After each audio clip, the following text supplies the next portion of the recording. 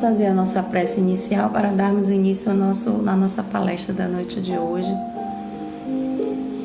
Agradecendo a presença de todos vocês e solicitamos a proteção do Mestre Jesus, que Ele envolva todos nós essa noite em seu manto de amor e de paz, trazendo o entendimento da palavra da noite de hoje, para que assim a gente possa receber com mais entendimento, para que assim a gente possa colocar em prática no nosso dia a dia. Solicitamos, Senhor, que abençoe cada lar, cada local desse planeta, trazendo a harmonia, o equilíbrio, a paz e a saúde mental e física. E assim envolva nosso querido AD em tua paz, em teu amor, transmitindo a ele a mensagem da noite de hoje, para que assim possamos ter o entendimento da tua palavra, através do Evangelho dos Humildes. E assim seja, Senhor, e assim será. Ave Maria, cheia de graça, o Senhor é convosco. Bendita sois vós entre as mulheres, bendito é o fruto do vosso ventre, Jesus. Santa Maria, Mãe de Jesus, rogai por nós, os pecadores, agora e na hora de nossa passagem. Que assim seja, Senhor, e assim será. Graças te dou, Pai.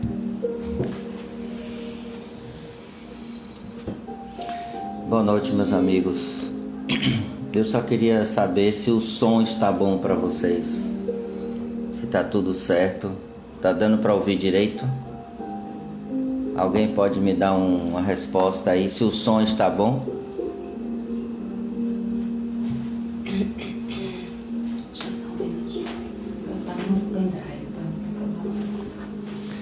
Bom, então vamos lá.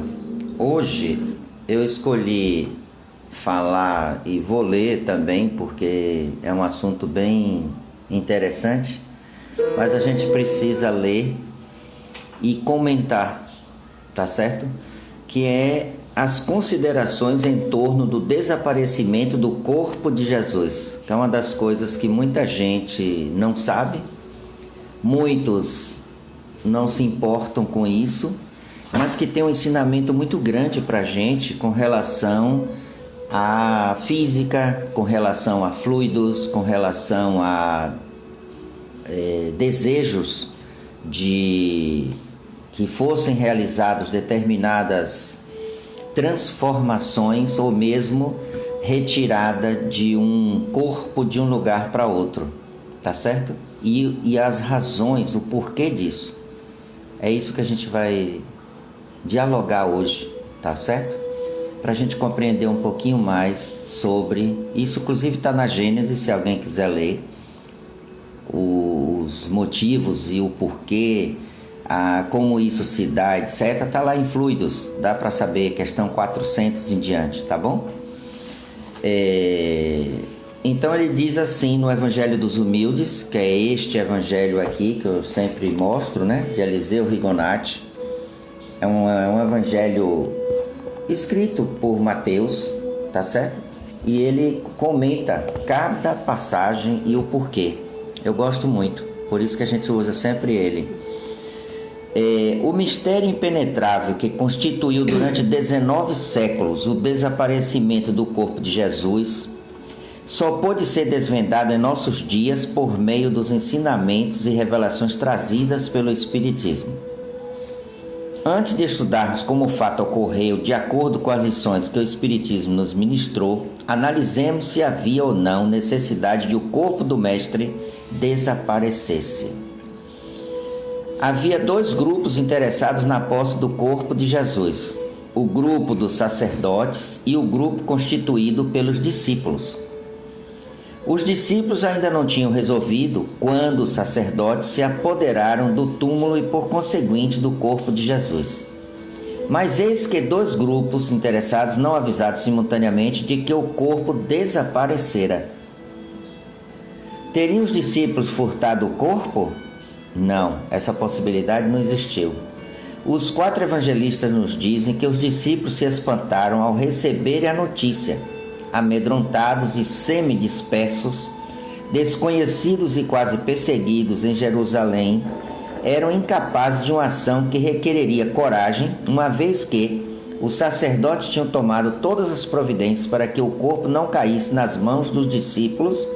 A pena de morte aguardava aqueles que tal ousassem. E mesmo que os discípulos se apoderassem do corpo, onde o esconderiam? A sinceridade e o entusiasmo com que os discípulos se entregaram à pregação do Evangelho provam que não foram eles os autores do desaparecimento do corpo. Se tivesse sido eles, não se atreveriam a pregar o Evangelho por saberem que era uma impostura dizerem que o Mestre ressuscitara e que sabiam o destino que tivera o corpo. E se o fizesse, lhe faltaria a sinceridade e a fé que demonstraram em todas as circunstâncias, afirmando sempre que falavam em nome de Jesus ressuscitado. Teriam os sacerdotes furtado o corpo? Não. Os sacerdotes tinham o máximo interesse em conservar o corpo no túmulo a fim de apresentá-lo como prova contra os discípulos quando estes se dispusessem a pregar a doutrina do Mestre. E, sobretudo, os sacerdotes alimentavam o secreto desejo de depois de decorridos os 3 dias, mostrarem o corpo ao povo, provando assim que eles realmente tinham condenado o impostor, pois não ressuscitara como prometera. E se os sacerdotes tivessem consumido o corpo logo que os discípulos iniciassem as pregações, eles seriam confundidos, pois os sacerdotes não deixariam de lhes mostrar onde estava o corpo e dizer-lhes como o tinham tirado do túmulo. Vejam quanto interesse político, quanto problema através de um simples corpo carnal. Eu digo simples porque é matéria e tem que ser devolvida a matéria, pois Jesus, mesmo tendo encarnado aqui no planeta, ele precisava de um corpo condizente com a vibração do planeta. E ele obteve esse corpo e teria que devolver quando do seu desencarne. E sabemos, através de Miramês, para quem gosta de ler dessa forma, que tem outras vertentes que comentam de maneira diversa dessa que eu estou me referindo, em que Jesus não nasceu simplesmente como nós nascemos, pela sua imensa vibração, pela sua elevação espiritual, mas o corpo era uma necessidade, senão ele não teria condições de ter feito o que fez. E uma vez circunscrito a vibração do planeta, nós temos que estar com um perispírito e um corpo físico adequados a este ambiente, ainda que seja Jesus. Claro que o seu perispírito tem uma expansão enorme, né, gigantesca, um sol brilhante, mas mesmo assim dentro das regras, para que fique dentro das leis divinas, que isso é fundamental para a postura de alguém que veio trazer uma mensagem que era eterna. Era não, é, nunca vai mudar. Então, esta mensagem não podia vir de alguém que pudesse fazer algo dentro de uma condição que só ele podia fazer e nenhum de nós poderíamos. Então, o que ele dissesse talvez não valesse para a gente, para nós simples mortais, como nós gostamos de falar. Mas a lei é para todos, todos, sem exceção. Então, ele tinha que estar de acordo com as leis físicas também do planeta. Senão a mensagem não perde o seu valor. Consideremos agora por que o corpo deveria desaparecer. Então, primeiro ele fala sobre os 2 grupos que tinham interesse em encontrar este corpo, e agora ele vai falar por que esse corpo deveria desaparecer. Tanto os discípulos como os sacerdotes tomavam as palavras de Jesus ao pé da letra. entendiam-lhe apenas a parte material. Vou repetir. Entendiam-lhe apenas a parte material, sem procurar extrair delas o ensinamento moral ou espiritual que continham.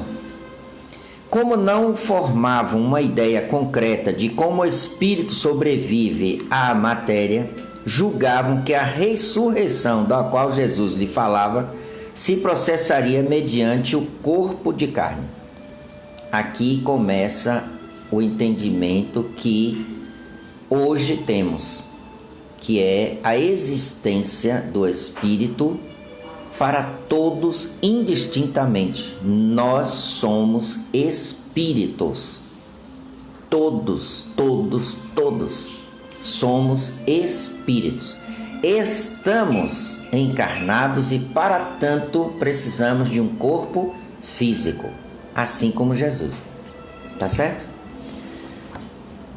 Se os discípulos vissem o corpo se dissolvendo no sepulcro e o espírito do mestre materializado ao lado deles, e como não saberiam explicar o fenômeno que hoje o espiritismo explica muito bem, tomariam o mestre por uma visão e não creriam no que tinham visto. Dariam mais crédito ao corpo que eles sentiam apodrecer no sepulcro do que o espírito imortal do mestre que se tinha tornado visível para eles. E diante do corpo que se desfaziam, julgariam que tudo estava consumado e não mais cuidariam de pregar a palavra divina. Lembremos sempre que quando estamos falando desta maneira, nós estamos nos referindo ao tempo e ao período de vida de Jesus. Vida e aqui morte, entre aspas, de Jesus, né? Então, como era que a sociedade pensava? Como era que os grupos pensavam? De que forma eles viam a morte? Como era morrer para eles naquela época? Tudo isso tem que ser analisado para que eu entenda, não como hoje, que hoje nós temos um conhecimento muito distante do que eles tinham à época, porque a ciência nos mostra, nos prova diversas teorias que se tornaram práticas normais devido ao advento da ciência, que viria séculos depois, não é isso? Por isso que o Espiritismo veio no tempo correto, na explosão, diria, de conhecimento, que é 1850 aproximadamente, em pleno exercício mental, espiritual, do jeito que quiserem dizer, do conhecimento científico, Revolução Industrial. E a Revolução Industrial só pôde ocorrer se e porque antes dela surgiram diversas teorias, muitas, sobre o universo, sobre a matéria, sobre código genético, etc, etc. E a partir disso é que as coisas começaram a fluir para dar as explicações que a codificação trouxe e que até hoje ainda não foi explicado tudo na sua essência, ainda falta muita coisa para ser conhecida e reconhecidamente validada pela ciência.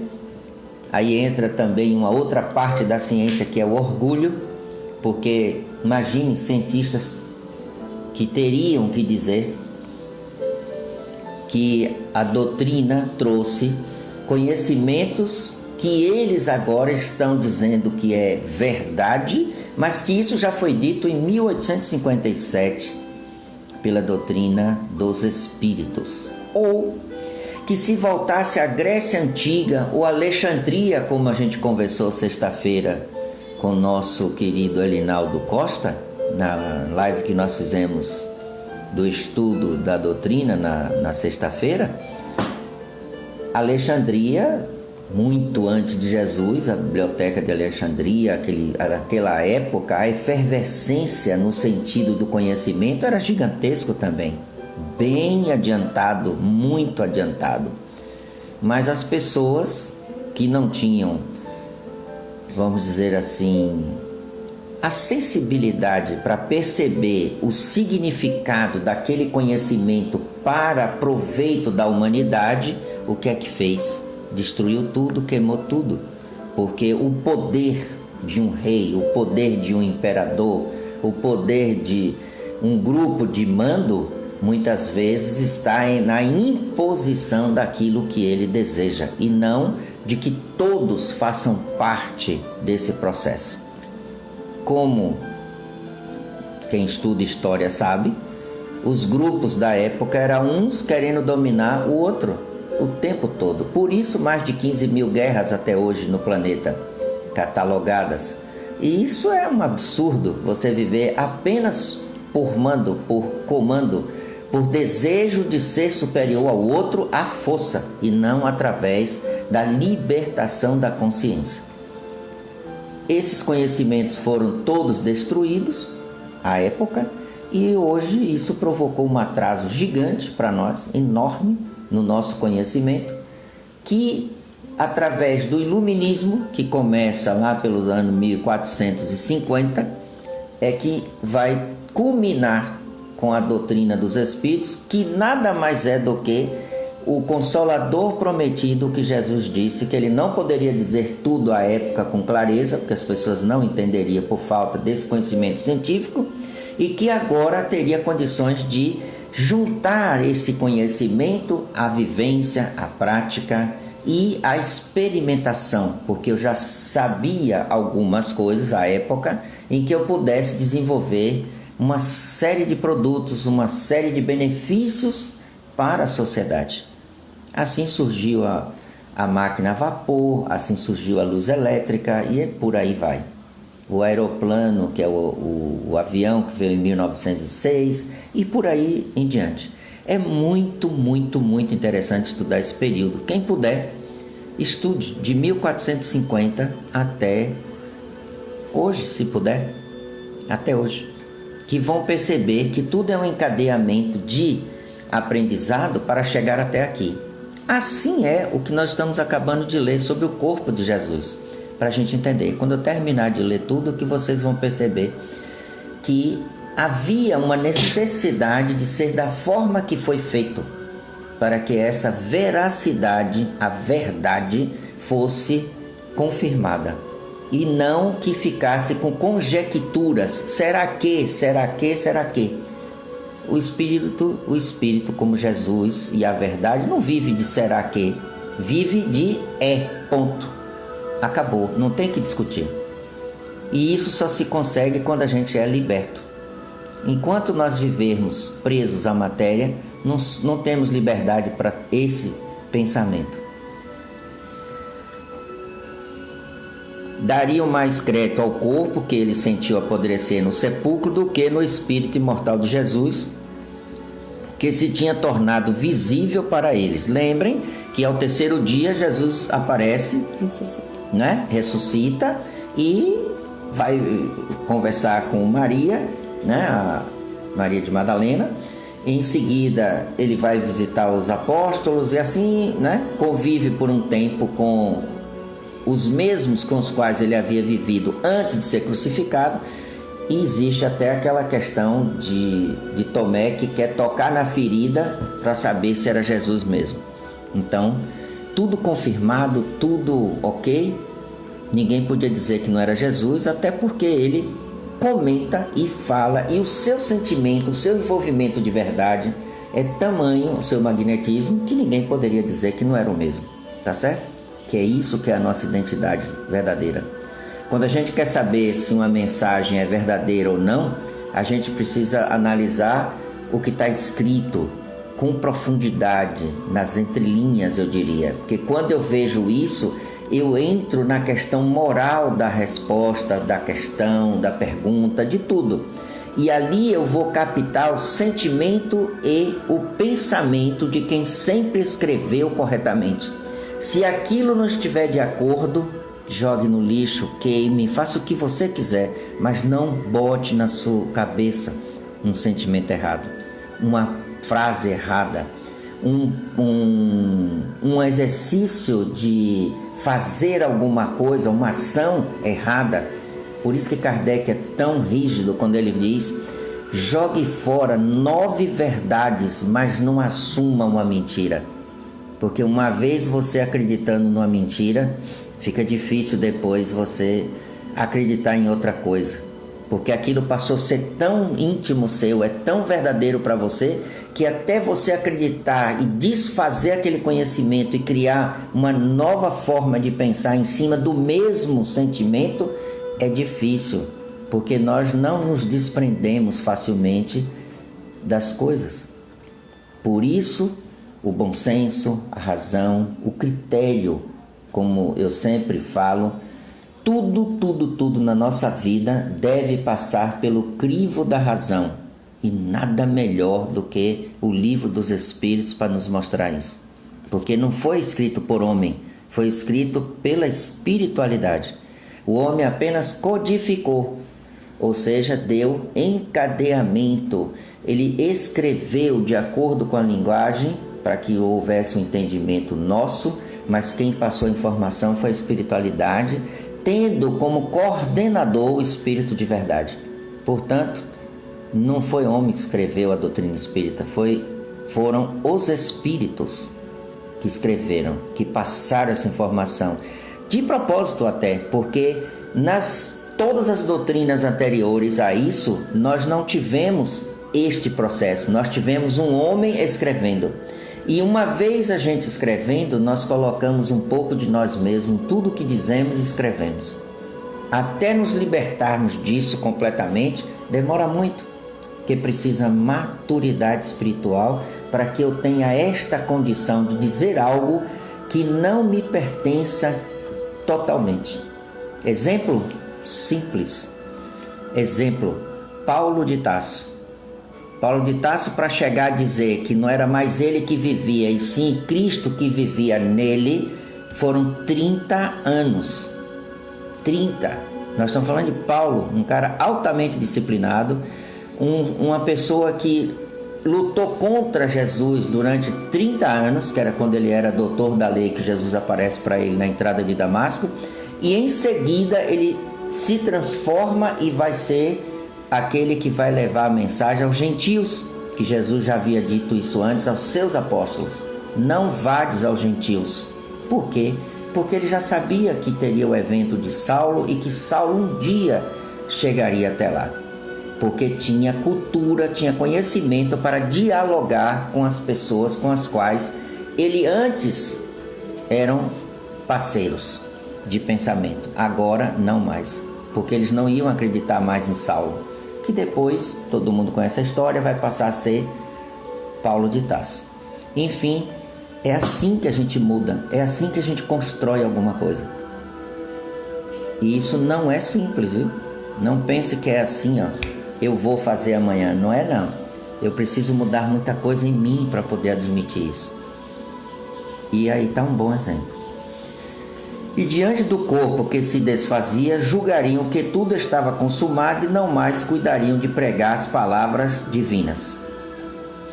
Assim, o desaparecimento do corpo de Jesus trouxe 2 grandes vantagens.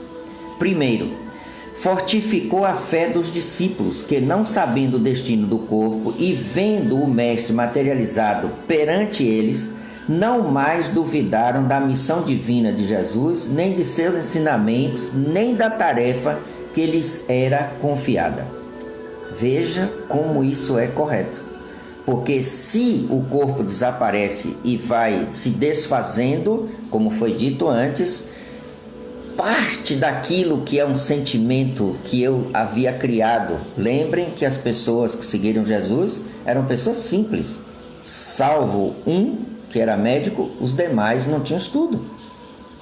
Era acreditar pela fé, que é muito mais difícil para a maioria de nós.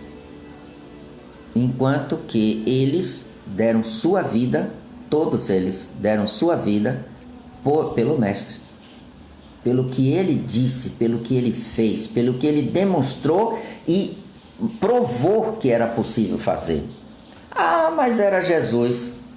Então vamos mais para frente. Ano 312, a Igreja Católica cria o quê? a Igreja Católica Apostólica Romana, que foi um imperador que criou isso, intuído pela sua esposa, que depois vai ser uma santa da própria igreja, Santa Helena, não é isso? E que depois de um tempo começa, né? Já havia sido feito isso durante muitos anos. Se eu não posso combater os cristãos, porque eram 312 anos fazendo isso, queimando pessoas vivas, colocando para os leões, etc, etc, e todo mundo entrava cantando os hinos, hosana ao Senhor, como é que pode? Isso para um materialista é uma coisa inconcebível. Como é que eu sei que eu vou morrer ali daqui a minutos e ainda consigo cantar, dizer que Deus é grande, que Jesus é maravilhoso e que o mundo é resplandecente? É inconcebível. Nem todo mundo vai conseguir entender isso.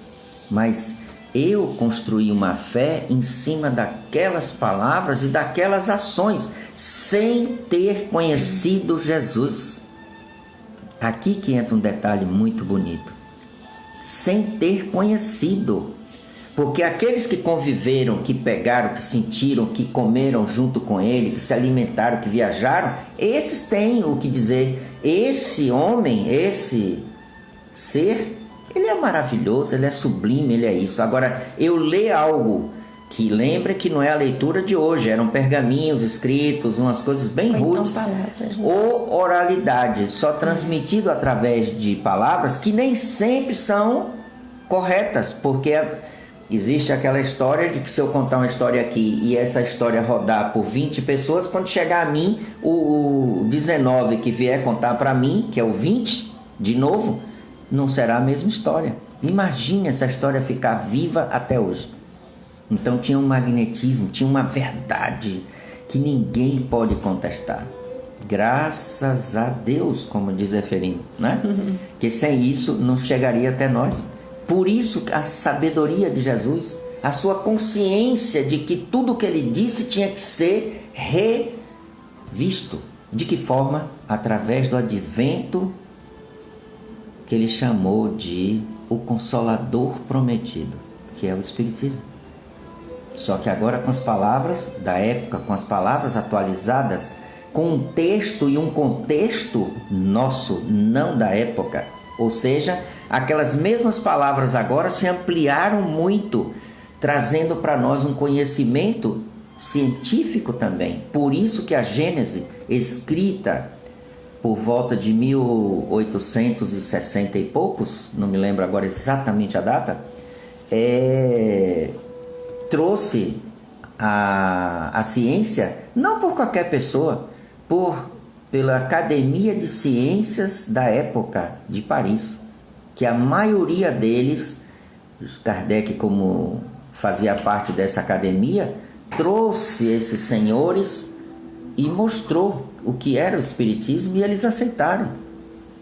A ciência deles, da época, aceitou todos aqueles conceitos e colocou na Gênese. Uma boa parte do que está na Gênese foram outras pessoas que ajudaram Kardec a escrever também. Porque para ele entender e aceitar, ele tinha que ter um desenvolvimento, por mais que ele tivesse estudado com Pestalozzi lá atrás, na sua infância, até os 14 anos, 16 anos, ele precisava de alguma forma um outro pensamento mais desenvolvido para isso. Ele teve. Vários cientistas trabalharam junto com ele e aceitando o Espiritismo. Por isso que é escrito daquela maneira. E a espiritualidade encontrou o meio para poder dar as explicações corretas e trazer aquilo que a humanidade precisava naquele momento. Sendo que este conhecimento não ficou só para aquela época. Porque hoje, se você pegar as mesmas palavras ditas à época, parece que são escritas, que foram escritas ontem. São atualíssimas. Ou seja, a verdade, onde for, em qualquer tempo, será verdade.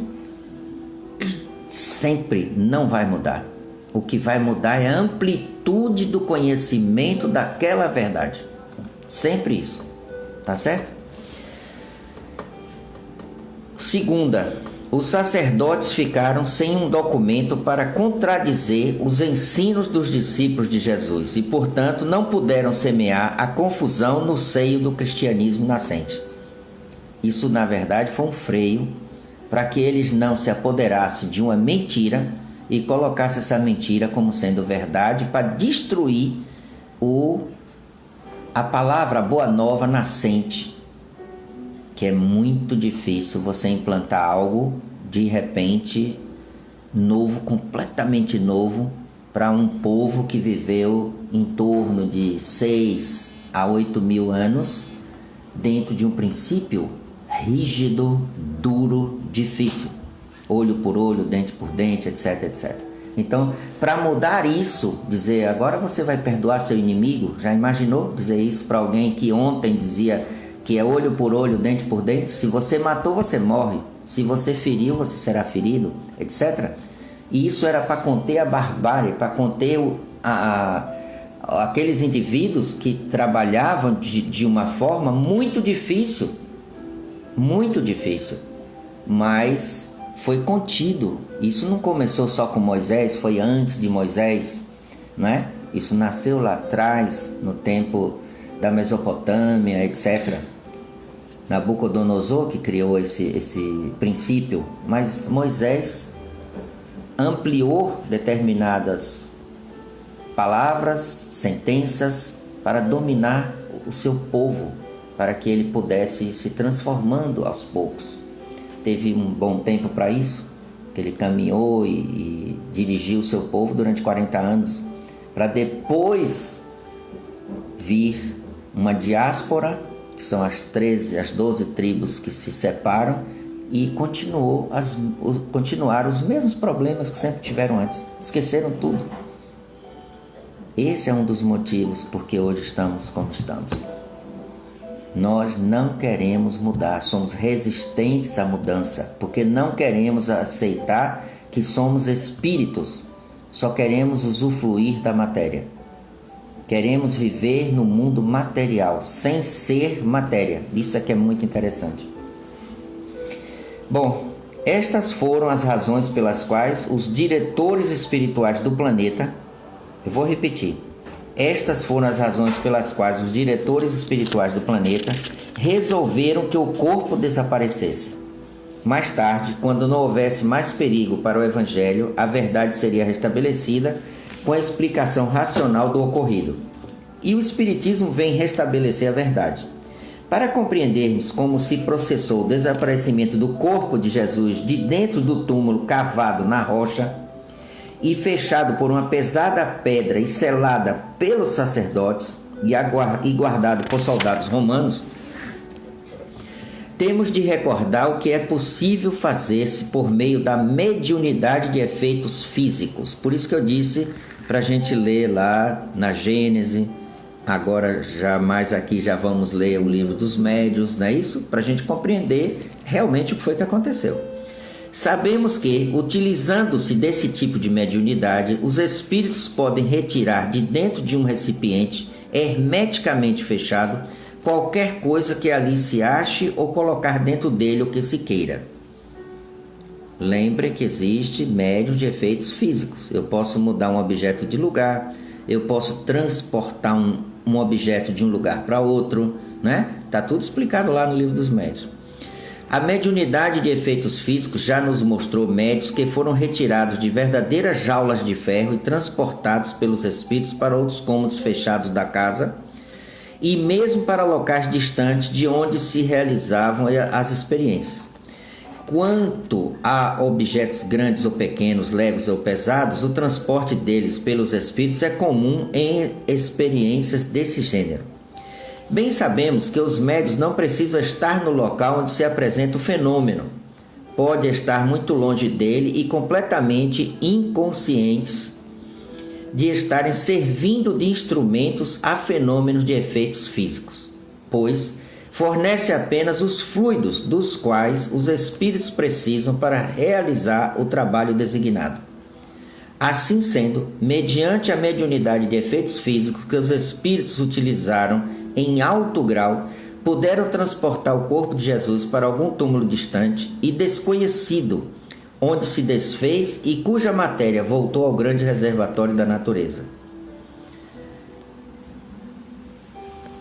Se vocês realmente quiserem ver isso, procurem Livro dos Médiuns, Mediunidade de Efeito Físico, e vocês vão ver que diversas experiências, ou então busquem na Revista Espírita, que são 12 livros que trata desse assunto, não os 12, né?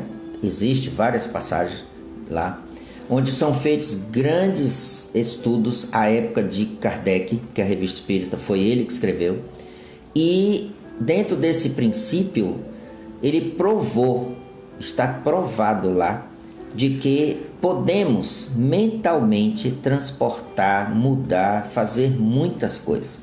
Isso é um atributo do espírito. Todos nós temos e podemos.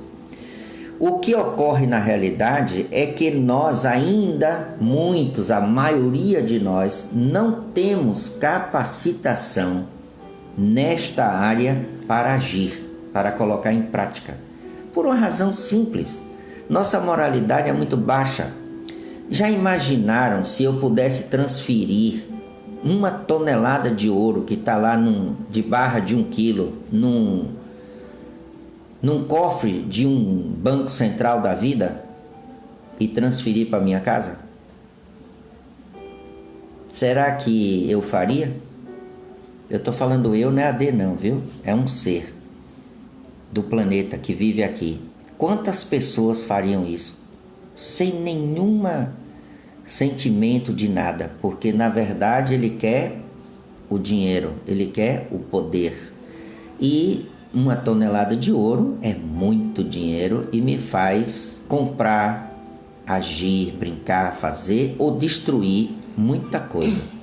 Por isso que certas facetas mediúnicas do espírito que somos nós só vem à tona em determinadas pessoas, porque ele já possui uma condição mínima que seja para ele conduzir isso de uma forma moralizada. Aí alguém aí já pensou rapidinho, mas tem médium assim, assim, assim que cai. Tem sim. Cai, e são muitos, não são poucos não. Porém, a oportunidade foi dada àquele indivíduo para que ele pudesse usar bem daquela mediunidade em benefício de todos, sendo ele o primeiro beneficiário, porque primeiro passa por ele essa energia, todo esse conhecimento para depois chegar no outro. Então ele foi o primeiro a ser beneficiado. Mas aí entra um outro lado, que nem todos estão preparados. Por mais preparo que tenha, quando entramos no corpo físico, nós somos chamados, mas é muito forte, para sensações, para emoções, para gozos. Por isso que está escrito lá num dos livros da codificação, gozos e penas futuras, que é o livro Céu e Inferno. Por isso que está escrito desta maneira, gozos. Por quê? Porque na nossa cabeça, gozar, e aqui eu falo no sentido amplo da palavra, significa a matéria. É eu ter minha casa e bater no peito, minha casa. É eu ter minha lancha de 400 cavalos e dizer, eu tenho uma lancha, está lá no pier. Eu vou daqui a Morro de São Paulo em minutos, porque ela anda a 300 por hora. O que isso significa para quem não pensa na matéria? Para quem pensa de verdade, eu sou livre. Eu sou livre. E ser livre significa não estar afeto à matéria. É o que nós estamos fazendo aqui, a encarnação serve para isso. Para nós aprendermos e discutirmos e compreendermos e colocarmos em prática tudo o que for necessário para nos libertarmos dessa prisão que chama matéria. Mas a maioria de nós prefere estar onde? Na matéria. Porque eu sinto, isso para mim é prazeroso, porque eu posso ter sensações que só o corpo vai ter. Mas eu esqueci de um detalhe fundamental em minha vida. Eu não sou corpo, mas dia menos dia eu vou morrer, aspas nesse morrer, e tenho que devolver este corpo que eu tanto prezei, de que eu tanto apego tive, no sentido de usufruir de tudo que a matéria pode me dar. É um engano terrível. Infelizmente, a maioria das pessoas ainda pensam assim. A maioria. Por isso que estamos nesse processo tão difícil. E virão outros processos. Porque até o homem dobrar os joelhos e aceitar de verdade que ele é subordinado a Deus em tudo, até porque foi criado por ele, é filho dele e deve obediência às suas leis. Porque ele não distingue a D de Márcia, de Joaquina, né? Não importa, de José, João, não interessa. A lei é para todos, no universo inteiro. Nós não estamos falando só da Terra. Espíritos vivem em trilhões de planetas habitados e todos subordinados à mesma lei. A lei é uma só, é essa que nós conhecemos. A diferença, como eu sempre digo, não é que eu vou ler esse evangelho dessa forma. Eu vou entender o evangelho lá no planeta mais adiantado, com isso aqui, com muito mais amplitude, porque eu já conheço mais atributos meus, como espírito que sou. Por exemplo, para vocês entenderem melhor, eu vou poder conversar com vocês numa live como essa, sem aparelho nenhum.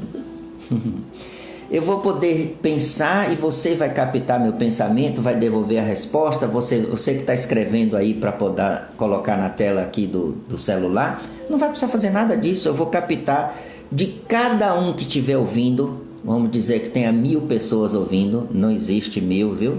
Não estou aqui me vai descendo não, estou dando como exemplo. 1000 e viessem 1000 questões ao mesmo tempo, eu saberia de cada um quem foi que perguntou e responderia a cada um individualmente, pensando, sem trocar A de B. É assim que a espiritualidade trabalha.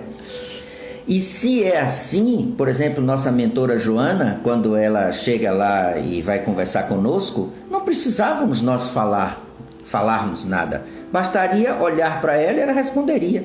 Já fizemos esses testes várias vezes com o Dr. Fritz, o Dr. Adolfo Fritz lá na casa. Já fizemos com a irmã Sheila, já fizemos com Joana, com o nosso queridíssimo vô Zeferino. Basta pensar, ele captou.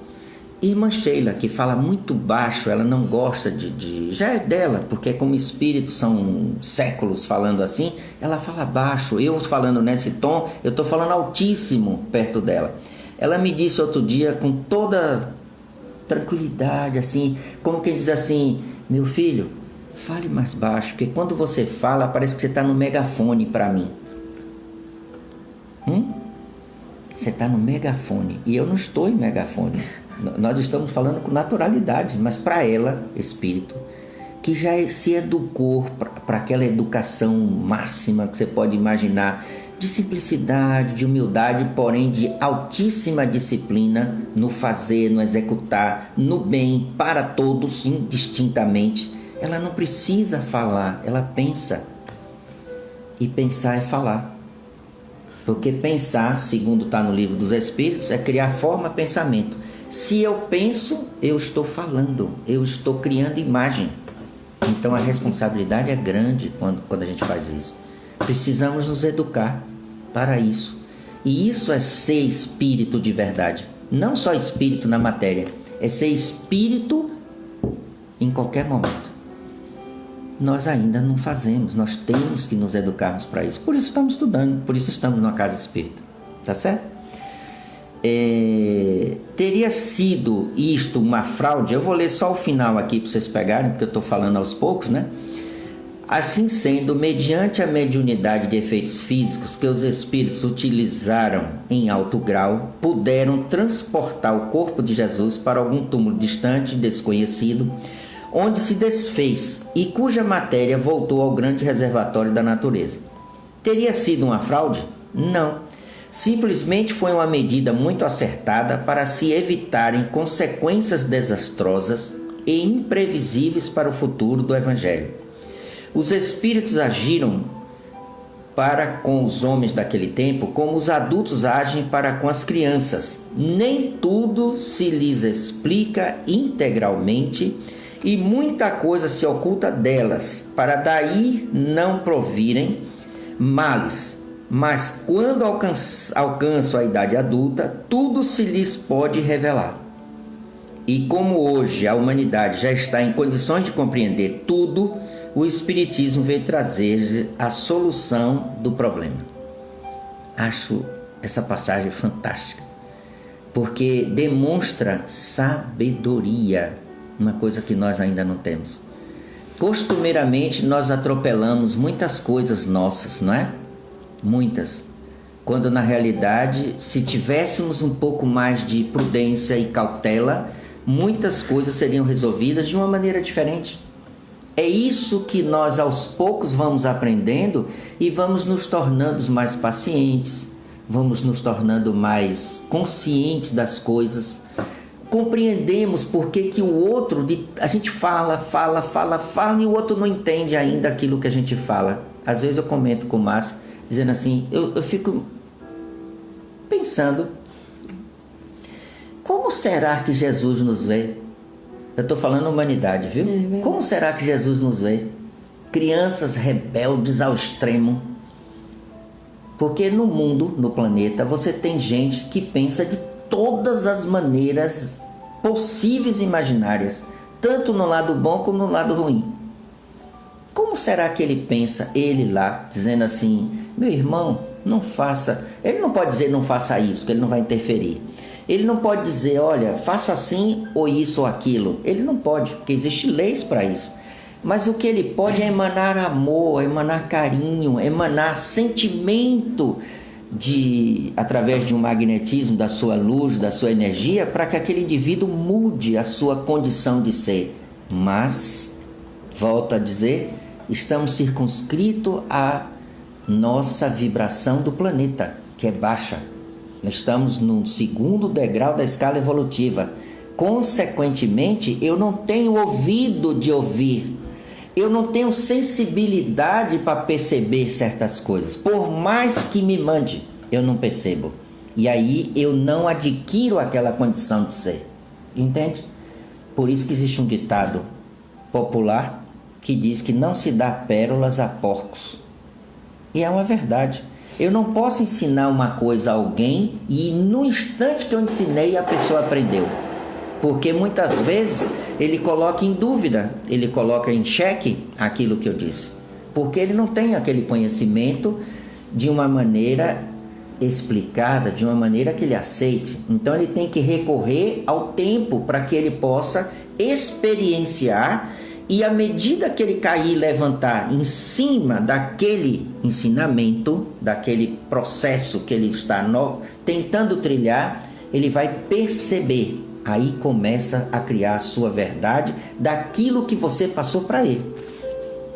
Só assim eu aceito as coisas. O ser humano é assim. Não adianta dizer, porque para dizer são poucos que vão aceitar sem reclamar. Já imaginaram outra passagem fantástica do Evangelho?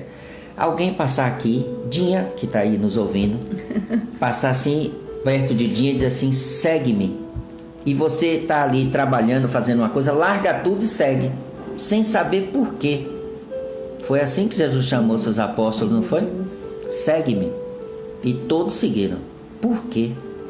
O magnetismo que havia em Jesus despertou na consciência do indivíduo, que já era um acerto prévio antes de nascer, de que esse indivíduo seguiria ele. Mas no corpo físico, devido ao magnetismo de Jesus, ele não pôde recusar ou pensar que não era possível seguir. Ah, mas o cara era um pescador, não tinha nada a perder. Enfim, vamos aqui pensar um pouco. Não tinha nada a perder e ele seguiu. De que adianta pescar 5 peixes se eu podia seguir o mestre que era tão falado, que transformava peixe, né, em milhares de peixes, e que transformava água em vinho, que fazia. Então, era bom seguir, não tinha problema nenhum. Mas não era nesse sentido, não. Era no sentido mais profundo do ser, porque eles sabiam de Jesus. Como nós hoje sabemos. Quantas encarnações Dinha teve, eu tive, Márcia e todo mundo de 2000 anos para cá? Hein, Dinha? Desculpe, Dinha, tá falando assim, é porque gosto de você e tenho que achar alguém para dar o exemplo, como se eu estivesse lá na nossa casa, né? Enfim, é isso, gente. Nós já sabemos de tudo isso. Isso faz parte de nós. Agora está adormecido, está aqui dentro, no nosso coração e na nossa mente. Nós precisamos colocar isso para fora e aceitar os ensinamentos dele, nos corrigindo segundo os ensinamentos que ele trouxe e provou que era possível fazer. É dessa maneira. Não tem outra. Não existe outro caminho. É esse. Libertar a consciência, antes de tudo, é ser livre de si mesmo. É trabalhar para o bem, é trabalhar para o amor pelas pessoas, é trabalhar, acima de tudo, pela caridade com o próximo, porque quando faço isso ao outro, eu estou fazendo a mim primeiro. Sempre é assim. Não que eu esteja fazendo com o propósito de fazer para mim. A gente faz sem perceber, mas antes passou por mim. Como sempre disse, a energia passou por mim. Vou dar um passe. Sou eu que estou dando passe? Não, eu estou dando 1%, uma energia animal minha, mas quem está dando energia é o espírito que está me assessorando para que eu dê o passe correto, para que a energia atinja o lugar ou o emocional que precisa ser corrigido. Não somos nós, não vamos nos engrandecer em hipótese alguma. Vamos nos engrandecer dizendo assim: eu quero ser um servidor do Cristo, eu quero ser um soldado dele na frente de batalha, que nada mais é essa batalha do que amar indistintamente, que ainda não sabemos fazer. Ainda temos muito que aprender. Mas é esse o caminho. Só que nós vamos seguir. Nós não vamos parar, não. Sim, falta 5 minutos. Se não for nessa vida, será na próxima. Será na próxima, será na próxima e assim sucessivamente. Não vamos desistir nunca. Não podemos. Porque o tempo e a maneira de seguir esse tempo no sentido espiritual é bem diferente do nosso. Então vamos seguir. Não vamos parar. Agora, não vamos ser irresponsáveis. Hoje, que se dane, eu vou fazer qualquer coisa. Hoje é meu dia. Que dia? Isso é irresponsabilidade. Hoje eu vou tomar todas. É meu aniversário, eu vou tomar todas. Tenho esse direito. Quem disse? Quem foi que disse isso? Isso é irresponsabilidade. Porque, na verdade, o que eu sou aqui, eu tenho que ser em qualquer lugar. Eu tenho que agir da mesma maneira, não pelo outro, ou pelos outros, ou pela sociedade. Eu tenho que agir por mim. Porque se eu disse que eu mudei, se eu disse que eu sou o que sou, eu tenho que ter responsabilidade comigo sobre isso. Porque antes de qualquer coisa, eu tenho a responsabilidade com Ele, com meu Pai Deus, com meu irmão, mestre, amigo, caminho, verdade e vida, Jesus, com Maria de Nazaré, esse amor incondicional por todos nós, que ainda trabalha muito nesse planeta, retirando as dores mais difíceis nos umbrais da vida, nos abismos da vida, principalmente aqueles que se suicidam. Isso é amor. Então que nos sirva de exemplo, que cale fundo no nosso coração, para que a gente possa chegar nisso também um dia, por nossa vontade, por nosso desejo. Muita paz, gente. Que vocês tenham uma noite abençoada. Você tem 3 minutos aí para falar. Então vamos fazer a nossa oração, né? Depois dessa reflexão maravilhosa, né? Da consideração em torno do desaparecimento do corpo de Jesus. Foi muito bom pra gente. Que a gente possa ter uma noite tranquila e fazer a nossa reflexão da leitura de hoje, da palestra e da reflexão, tá bom? E quem quiser adquirir o livro, ele é muito bom porque ele tem muitas passagens, né, dos apóstolos, principalmente de Mateus, que eu adoro, e ele vem falando da vida, das passagens de Jesus, que às vezes a gente esquece, né? Porque pouco a gente sabe entender a Bíblia. E aqui ele traz mesmo a Bíblia, mas de uma forma assim explicativa, com comentários, e é muito bom mesmo. E a gente poder ler esse livro e fazer a nossa reflexão é maravilhoso. Aí compara com o livro, né, que é o Evangelho, né, nosso, e tá ali o Evangelho junto com essas passagens, é muito bom, tá bom? Então vamos fazer a nossa oração final, pedindo aqui a Joanice de Souza Moura, né, que me pediu uma oração aí mais cedo, que ela receba toda a vibração de amor que vamos fazer agora.